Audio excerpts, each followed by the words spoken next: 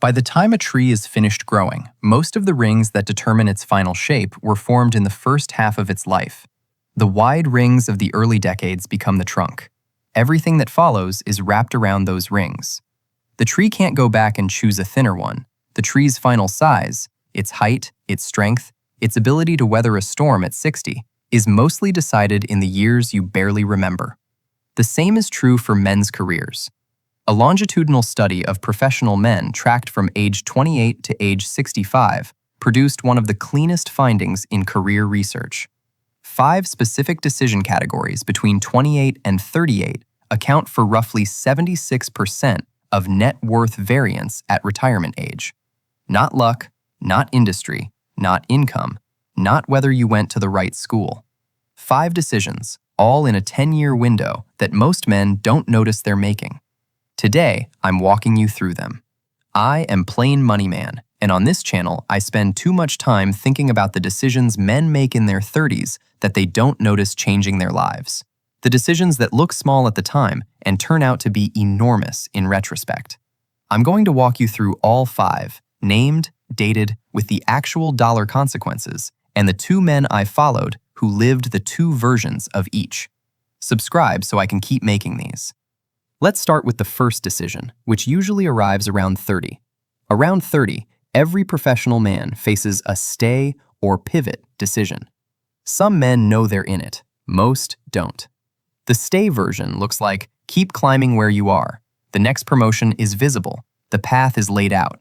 The salary curve goes up at a predictable rate. There is nothing dramatically wrong. The pivot version looks like move sideways or down to a different role, industry, or company that has a better long arc, usually less title, less salary in the short term, often a smaller organization. Jonas Mehmetovic was 30 in 1989, mid-level operations manager at a regional manufacturer in Cleveland. He'd been offered the next rung up, would have been director by 32. Instead, he pivoted laterally to a smaller industrial equipment distributor, where the role was technically beneath his current title, but the company had a clear path to equity ownership in 5 years. Brennan Coltrane Mead was 30 in 1989, mid-level marketing manager at the same Cleveland manufacturer, took the next rung up, director by 32, vice president by 38. Today, both men are 64. Jonas owns a 22% stake in the distributor he joined at 30, sold 8% of it 3 years ago for $4.1 million, kept 14%. Net worth, roughly $11 million. Brennan retired at 62 as senior vice president. Pension, 401k. Net worth, roughly $1.7 million. Both men worked hard. Both were bright. Both were lucky in different ways. The decision at 30 didn't feel like a $9 million decision when it was made. It felt like Jonas was taking a step backward and Brennan was taking a step forward. 34 years later, the math says the opposite. The lesson is not that you should always pivot. Sometimes the stay decision is the right one.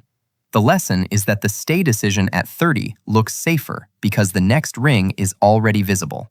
The pivot decision builds ownership because the next ring isn't visible yet. It's being formed by the act of pivoting itself. Around 33, you have enough experience to either dig deep on one skill or broaden across many. Both look productive. Both feel like progress. The specialist track. Become the person who knows the most about one specific thing. Pricing strategy, tax structuring, brand identity systems, distributed systems architecture. The expert. The generalist track. Become the person who can credibly do many things at a useful level. Operations and sales and basic finance and a little bit of legal. Each skill on its own is mediocre. The combination is rare.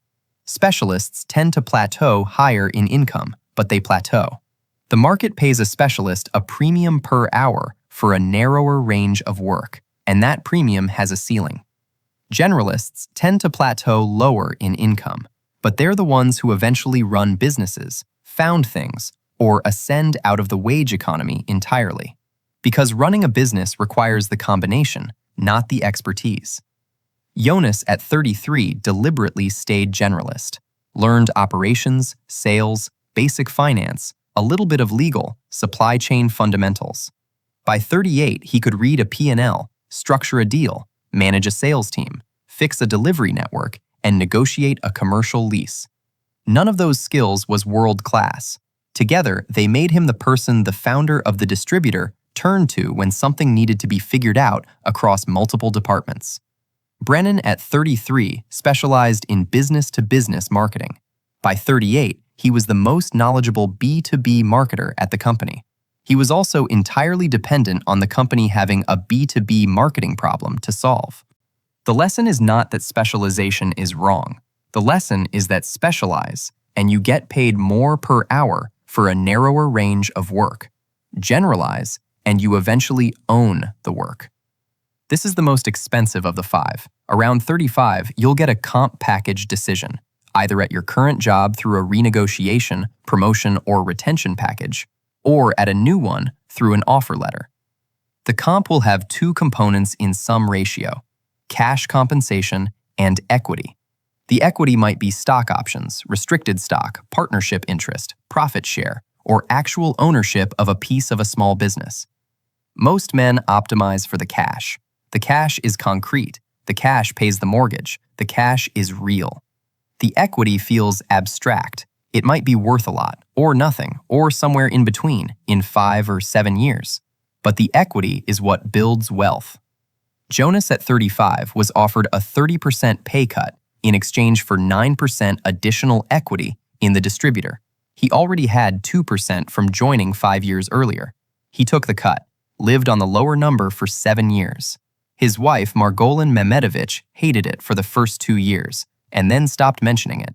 The 9% he accepted is what eventually became the $4.1 million sale. Brennan, at 35, was offered a 20% raise or an equivalent restricted stock package vesting over 4 years. Took the cash, spent most of it on a bigger house. The math: the cash got spent, the equity compounded. Almost every wealthy man you know was paid in equity, not cash. They took the smaller paycheck and the bigger ownership stake at some point, usually somewhere in their mid-30s, when they had enough proof of competence to negotiate it. The decision at 35 between income and equity is the decision between income and wealth. Most men make it wrong because the cash number looks bigger today. Around 36, you'll get an offer that requires moving cities. The offer will pay more or carry a better title, or both. Your spouse, your kids' school, your parents' proximity, everything in your life will argue against it. The conventional wisdom says, family first, don't uproot the kids. The conventional wisdom is often right, but not always. Jonas, at 36, moved his family from Cleveland to Charlotte to take the chief operating officer role at the distributor. Margolin pushed back hard. The move was painful. The kids spent a year hating it. But the role required physical presence in the new headquarters, and the equity was tied to performing in that role. Brennan, at 36, was offered a similar move by a competitor and turned it down. His wife was happy. His kids stayed in their school. He kept his current job. The role he turned down was the head of marketing position at a competitor that got acquired in 2008. The acquisition would have made his equity stake worth roughly $2.4 million. The lesson is not that you should always move. Most relocations are bad ideas. The lesson is that once in a decade, an offer arrives that is the once-in-a-decade offer. You usually know which one it is when you see it. The cost of the right move is real. Family disruption, lost roots, sometimes a strained marriage. The cost of refusing the right move is invisible until 60, when you can do the math on what you turned down and discover the number. This decision isn't about who you marry romantically. It's about which professional circle you commit to. Around 37, you have accumulated enough professional relationships to choose. Stay in your current network, industry peers, alumni, the people you came up with at your first job, or actively migrate into a network of operators 5 to 10 years ahead of you. The first network is comfortable. The references are shared. The gossip is familiar. The advice is well-meaning. The second network is uncomfortable. You're the youngest in the room. You don't know the references. You have to prove you belong every time you walk in.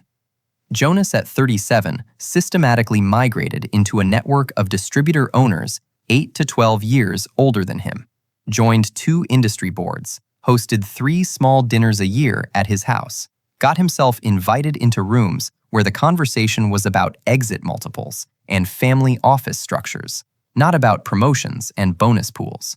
Those rooms are where the eventual 2022 buyer of his 8% stake first heard his name, 6 years before the call came.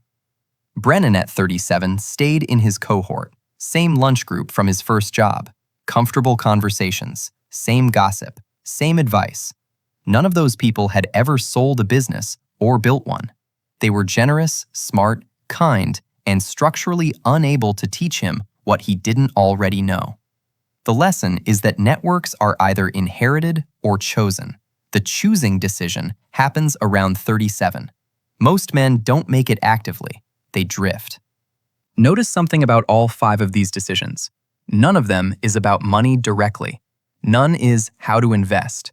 None is what to buy. Each is a structural decision about who you are, what you do, what you specialize in, how you're paid, where you live, who you spend your time with. The structural decisions determine the financial outcomes. The financial outcomes look like luck, or hard work, or industry timing in retrospect, but they are mostly the downstream consequence of those 5 decisions, made between 28 and 38 by men who often didn't realize they were making them. Jonas isn't wealthier than Brennan because he is smarter. Both are bright. Both worked hard. Both were lucky in different ways. Jonas is wealthier because he made 5 specific decisions in his 30s that compounded across the next 25 years. By 38, the rings of the tree are mostly formed. The tree's final shape will be determined by the next 30 years of growing, but the architecture is already set. You cannot go back and choose a different ring. You can only continue forming the rings that come after the ones you have. If you are 41 or 45 or 50, this video is not telling you it's too late. It is telling you something different. It is telling you to look at the rings you already formed, understand the shape of the tree you are growing, and make the next 30 years of rings deliberately, knowing what you now know about which decisions actually mattered. But if you are 29 or 32 or 35 right now, you are still inside the window where the rings are being formed.